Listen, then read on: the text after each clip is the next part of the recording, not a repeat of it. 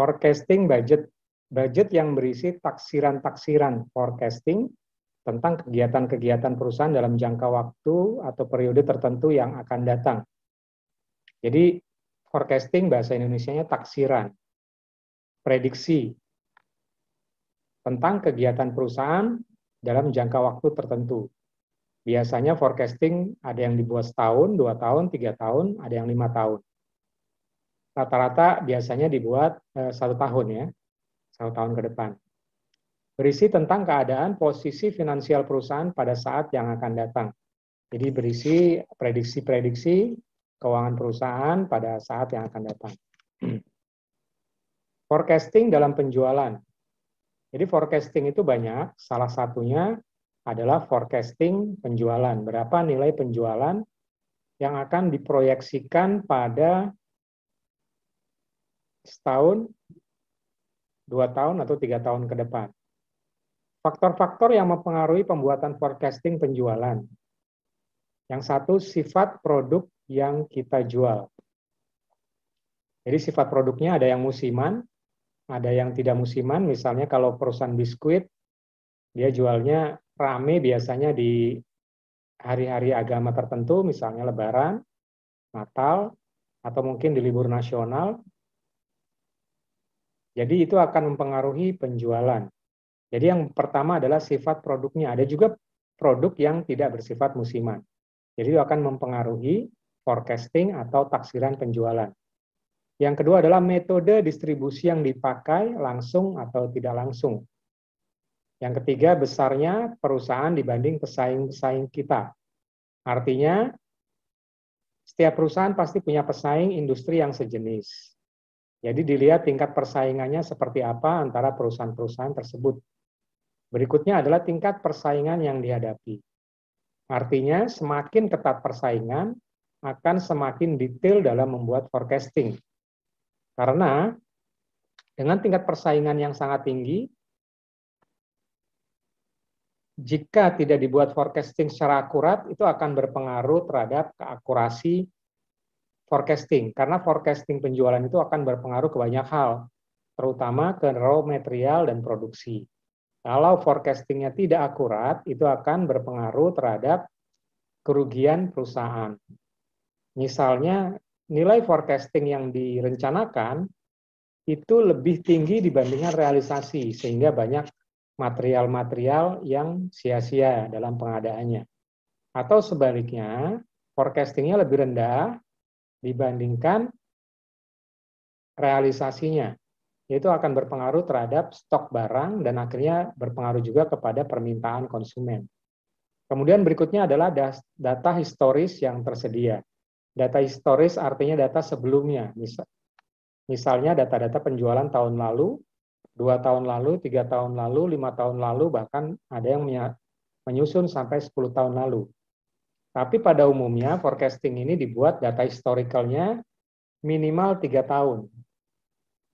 Akan lebih akurat, atau sampai 5 tahun itu yang biasa dipakai 3 sampai 5 tahun. Karena akan menggambarkan fluktuasi penjualannya.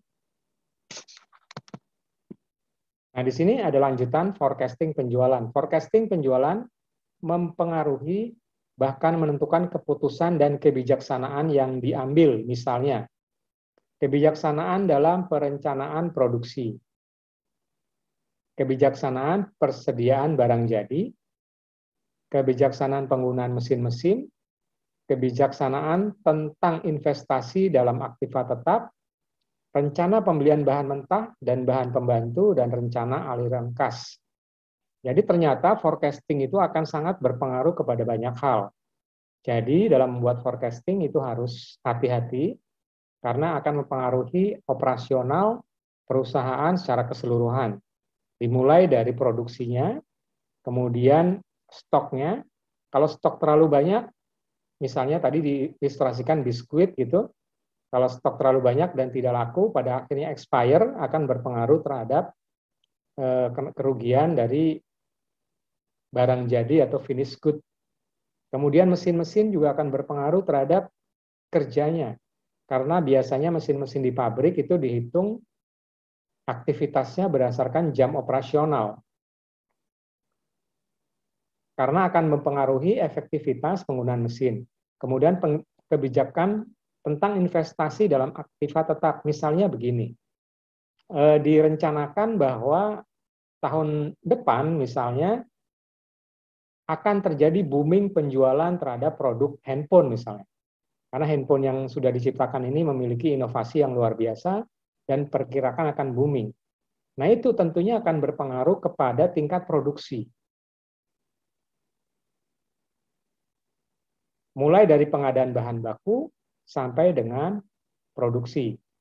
Apakah tingkat produksi ini akan bisa diadopsi oleh alat-alat yang ada sekarang? Misalnya alat-alat yang ada sekarang bisa memproduksi handphone misalnya 100.000 unit per tahun. Tetapi dengan perkiraan booming tadi, booming mungkin bisa naik 2 atau 3 kali lipat menjadi 300.000, prediksinya, maka mau tidak mau harus menambah mesin-mesin pabrik, membuat pabrik baru, atau membeli tanah baru, membeli investasi yang lain. Tapi dalam kenyataannya ternyata realisasinya tidak sesuai dengan forecasting. Pada akhirnya akan berakibat kepada kerugian investasi. Jadi kebijaksanaan tentang investasi dalam aktiva tetap. Kemudian rencana pembelian bahan mentah dan bahan pembantu, dan rencana aliran kas. Ini akan berpengaruh sekali terhadap cash flow pengadaan, karena nilai uang yang ada itu akan diputar, disesuaikan dengan rencana penjualan dan rencana produksi. Forecasting budget terbagi dua. Jadi yang pertama adalah operating budget, yang kedua financial budget. Operating budget adalah budget yang berisi taksiran tentang kegiatan perusahaan dalam jangka waktu tertentu yang akan datang. Jadi kegiatan-kegiatan perusahaan itu diterjemahkan ke dalam biaya operasional. Kemudian finansial, budget yang berisi taksiran tentang keadaan posisi finansial perusahaan yang akan datang.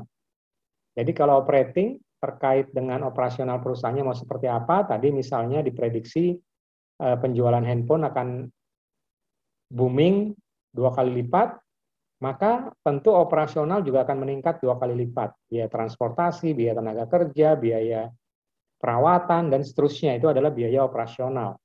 Dan tentunya akan mempengaruhi kepada finansial, karena operating itu pasti akan bergerak dengan adanya aliran cash flow yang mendukung.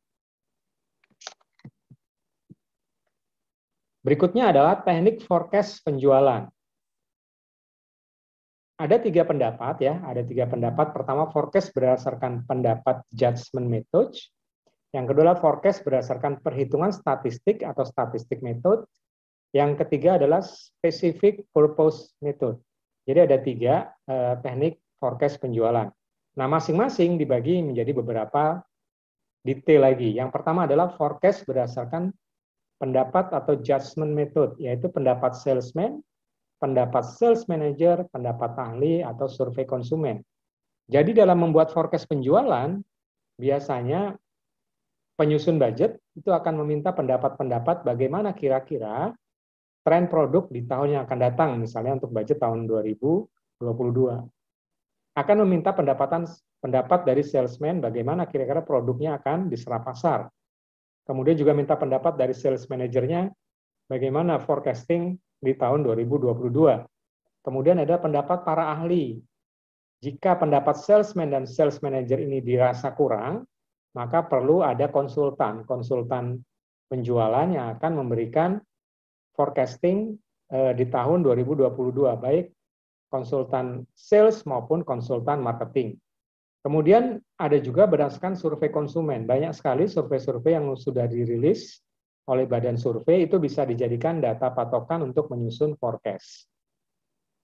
Yang berikutnya adalah forecast berdasarkan perhitungan statistik atau statistic method. Ada 2. Yang pertama adalah berdasarkan analisis tren, yang kedua ada analisis korelasi dan regresi. Analisis tren itu dibagi 3, ada yang tren bebas, tren metode setengah rata-rata atau semi-average, kemudian garis tren matematis, metode moment, dan last square. Kemudian yang kedua, forecast berdasarkan statistik adalah analisis korelasi dan regresi.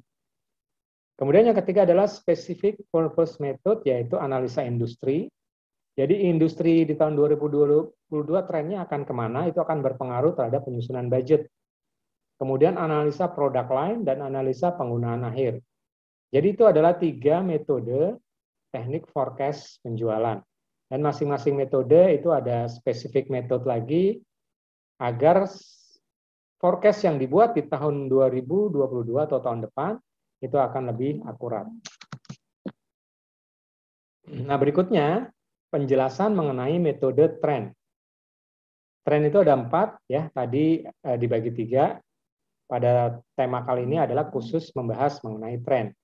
Ada trend bebas, trend setengah rata-rata atau semi average, trend moment, dan trend least square. Rumus trend adalah menggunakan persamaan ya absen sama dengan A plus B kali X. Itu adalah rumus dari trend. Jadi ada 4 ya, trend bebas, trend setengah rata-rata atau semi average, trend moment, dan least square. Kita akan bahas analisa trend. Penerapan trend garis secara bebas. Kelemahannya sangat subjektif dan kurang memenuhi persyaratan ilmiah sehingga jarang digunakan. Metode ini memberikan kebebasan penuh untuk menggambarkan garis trend berupa garis lurus yang terletak di antara titik-titik data asli. Sebenarnya kalau kita buka PowerPoint ya, di PowerPoint itu udah ada tools namanya tools trends. Kita tinggal masukkan datanya, terus kita masukin trendnya, maka akan muncul trendnya seperti apa. Di Excel juga ada ya, trendnya seperti apa. Jadi itu akan sangat membantu dalam melakukan analisa. Sebelum adanya tools itu, sales manager biasanya membuat secara manual. Jadi makanya kelemahannya di sini sangat subjektif, sesuai dengan pendapat si sales manager tersebut. Tetapi dengan adanya tools yang baik di PowerPoint maupun di Excel, itu akan sangat mengurangi tingkat subjektivitasnya. Nah, ini kenapa subjektif? Karena trennya itu mengikuti titik-titik penjualan. Dicontohkan dari data dicontohkan di bawah kan ada penjualan makanan anak PT Makmur Persada. Contohnya adalah tahun 2015 sampai dengan 2019. Itu adalah historical datanya. Misalnya 2019 jumlah penjualannya 2.100, 2016 2.160 naik 60 pieces, kemudian 2017 naik lagi 2.240, 2018 naik lagi 2.810, kemudian naik lagi 2.320. Jadi di sini dari datanya kecenderungan penjualannya itu setiap tahun naik. Nah, dibuatlah grafiknya. Setiap tahun naik, kemudian ditentukan titik-titik tadi ya, titik 2100, 2160, 2320 dan seterusnya, kemudian diambil garis tengah. Garis tengah itulah trennya. Jadi nanti tren di titik akhir di sini, ini kan garis lurusnya. Ini adalah titik tadi data 2015 sampai 2019, data historical. Kemudian ditarik garis lurus seperti ini kira-kira. Makanya tadi dibilang subjektif karena tergantung seleranya si sales manager. Tapi kalau pakai tools tadi, pakai tools di Excel atau tools di PowerPoint, itu sudah ada algoritmanya sehingga tingkat subjektivitasnya akan lebih rendah. Ini adalah garis trends produk tadi. Oke, kita masuk ke metode yang kedua adalah trend metode setengah rata-rata atau semi average. Metode ini membagi data menjadi 2 kelompok sama besar. Persamaan garis trennya adalah Y sama dengan A plus B kali X, di mana A rata-rata kelompok 1, B rata-rata kelompok 2 dikurangi rata-rata kelompok 1 dibagi N. N jumlah tahun dalam kelompok 1 atau kelompok 2, X jumlah tahun yang dihitung dari periode dasar. Jadi maksudnya di sini adalah datanya harus genap 4 tahun, atau 6 tahun, atau 10 tahun, atau 8 tahun. Agar bisa dibagi menjadi 2 kelompok. Ada kelompok 1 dan kelompok 2. Kelompok 1 dirata-ratakan, kelompok 2 dirata-ratakan, kemudian dibagi jumlah N atau tahun prediksi atau forecast-nya. Nah, di sini dicontohkan ada data penjualan PT Makmur Persada, contohnya tahun 2013 sampai dengan 2018 historicalnya. 2013 terjual 2.100 unit, 2014 2.160, naik terus sampai dengan 2018 sebanyak 2.380. Dari contoh di atas dapat ditentukan kelompok pertama dan kelompok kedua. Yaitu kelompok pertama tadi saya sampaikan harus genap tahunnya. Jadi dibelah dua ya, dibelah dua masing-masing 3 tahun. 3 tahun pertama adalah 2013, 14, 15 itu kelompok 1 dan tahun kedua adalah 2016, 2017, 2018 itu adalah kelompok 2. Jadi setiap kelompok dicari rata-ratanya sehingga ditunjukkan tabel sebagai berikut. Ini adalah kelompok 1 2013 sampai 15. Ini data penjualannya, kemudian dibagi 3 rata-ratanya adalah 6.500 totalnya 2.100, 2.160, 2.250 dijumlahkan 6.500 dibagi 3 tahun sama dengan adalah 2.166. Ini adalah average kelompok pertama. Average kelompok kedua 2016, 17, 18 dibagi 3, 2.326. Jadi masing-masing dibagi 2 kelompok, dijumlahkan, dibagi tahun, dapatlah rata-rata. Kemudian dimasukkan ke rumus. Jadi rumus A-nya itu 2.166 yang tadi ya, rata-rata kelompok pertama. B-nya adalah kelompok kedua, dikurangi kelompok pertama, dibagi 3. 3 itu diambil dari tahun kelompok 1 atau kelompok 2. Jadi rata-ratanya adalah 53,33. Sehingga persamanya adalah Y sama dengan 2166 tadi plus B. B-nya itu adalah 53 dikali X. X adalah jumlah tahun dasar. Jumlah tahun dasar kita lihat dari data di sini. Tahun dasarnya itu adalah 2013. Kemudian untuk prediksi sampai dengan 2018. Ada berapa tahun? 2014, 15, sampai 18 itu ada 5 tahun. Maka dia akan dibagi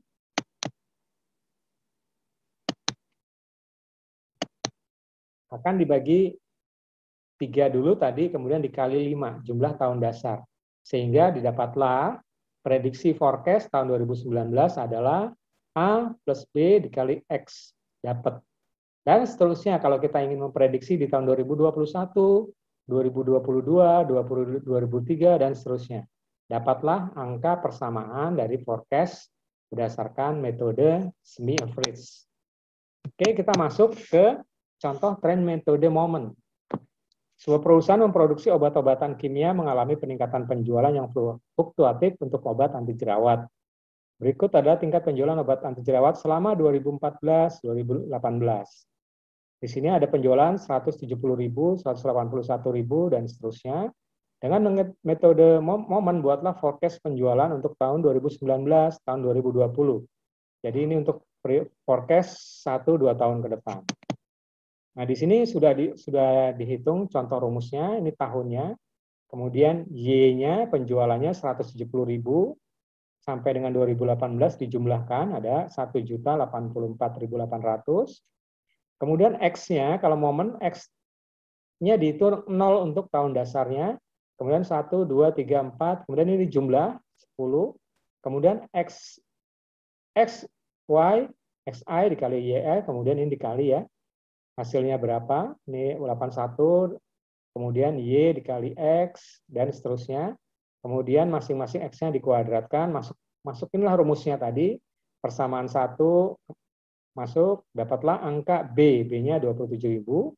27.000 dimasukkan angka persamaan rumus yang tadi, masuk 2 dikali 169, kemudian 10A plus 20B, dan seterusnya, kemudian dapatlah angka A-nya, sekian, kemudian rumusnya Y sama dengan 162 dikali ditambah 27 kali X.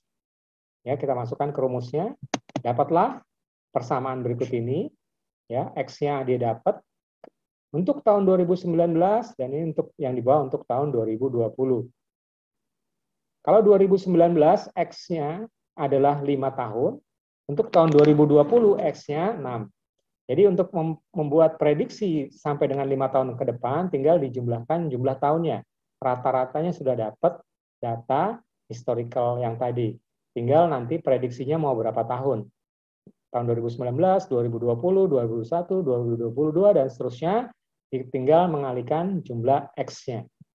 Kemudian kita masuk ke metode berikutnya adalah metode least square. Penentuan tahun dasar berasal pada tengah data. Jadi ada rumus A sama dengan jumlah X plus N, kemudian B jumlah X, Y dibagi X kuadrat. Data genap maka skor X-nya adalah ini ya, kalau data genap, kemudian data ganjilnya, skor X-nya adalah -2, -1, dan seterusnya. Contoh perhitungan. Sebuah perusahaan yang bergerak dalam penyediaan makanan bayi ingin membuat forecast penjualan makanan bayi untuk beberapa tahun mendatang di daerah Jawa Timur dengan menggambarkan garis tren. Data penjualan sebagai berikut. Ini contoh ya, tahun X 2014 sampai 18 datanya. Kemudian ini penjualannya 2.250 dan seterusnya masing-masing tahun. Kemudian dimasukkanlah ke rumus yang tadi, metode last square. Metode ini berbeda dengan metode moment, di mana tahun dasarnya terletak di tengah data. Sehingga hasil perhitungannya adalah sebagai berikut. Nah, kalau tadi tahun dasarnya di awal data, jadi 2014 itu sebagai tahun data dibuat 0, tapi kalau last square, ini berbeda, tahun datanya di tengah data. Jadi kalau tadi datanya harus genap, 4 tahun, 6 tahun, 10 tahun, dan seterusnya. Kalau ini datanya harus ganjil, karena harus diambil titik tengahnya. Di sini contohnya 2014 sampai 2018 ada 5 tahun, maka titik tengahnya adalah di 2016. Ini di angka 0. Ya, di sini maka masing-masing dibuat -1, X-nya -2, Y kuadratnya -2 dikali kuadrat 4, kemudian X kali Y-nya didapat angkanya -4.500, -2.000, dan plus. Sehingga dengan persamaan tren Y sama dengan A plus BX, di mana A-nya adalah jumlah Y dibagi N, itu A-nya, kemudian B-nya jumlah X, Y dibagi jumlah X kuadrat.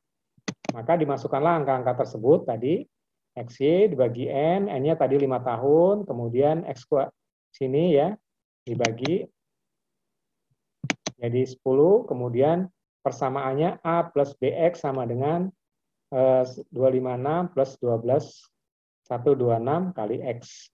Kemudian nilai tren setiap tahunnya didapatlah. Y sama dengan tadi rumusnya, tadi kan disampaikan, titik tengahnya itu adalah 0, maka tinggal lihat -1, -2, kemudian di sini +1, +2. Dapatlah angka-angka ini, kemudian dibuat persamaannya Y, A kali X, X-nya 3, sehingga angkanya sekian. Oke. Terakhir kita masuk ke metode forecast khusus. Analisis ini menekankan pada market share perusahaan. Analisis ini menghubungkan potensi penjualan perusahaan dengan industri pada umumnya, volume, posisi dalam persaingan. Tahapan dalam pemakaian analisis industri membuat proyeksi permintaan industri, menilai posisi perusahaan dalam persaingan. Market share sama dengan, rumusnya ya, market share sama dengan permintaan perusahaan dibagi permintaan industri kali 100%.